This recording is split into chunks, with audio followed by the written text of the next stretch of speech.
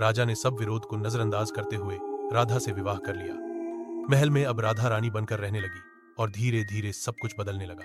विवाह के कुछ ही दिनों बाद राज्य में अजीब घटनाएं शुरू हो गई। खेत सूखने लगे, लोग बीमार पड़ने लगे और महल का माहौल भारी हो गया। राजा अब पहले जैसा नहीं रहा था। उसकी आंखें बुझी बुझी थीं और वह अक्सर अकेले में बड़बड़ाता रहता। ऐसा लगता था जैसे वह किसी वश में हो। रानी यशोधरा ने यह सब देखा और समझ गई कि कुछ तो गलत हो रहा है। वह अपने पुत्र को देखकर मन ही मन साहस जुटाने लगी। एक रात रानी एक साधु के पास पहुंची। वह बहुत ज्ञानी और तेजस्वी थे। रानी ने रोते हुए सारी बात बताई और उनसे कोई उपाय मांगा। साधु ने बताया कि राधा कोई सामान्य स्त्री नहीं बल्कि एक शक्तिशाली डाइन है। उसे हराने के लिए सच दिखाने वाला दर्पण ही एकमात्र उपाय है। रानी ने साहस करके उस दर्पण को लिया और महल की ओर निकल पड़ी। रास्ता सुनसान था लेकिन उसके मन में अब डर नहीं था। रानी ने मौका देखकर राधा के कमरे में प्रवेश किया।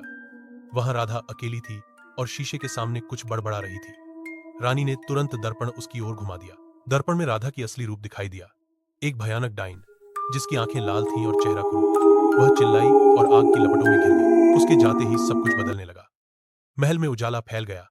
राजा की आंखों में फिर से होश लौटा और रानी अपने पुत्र के साथ मुस्कुराई।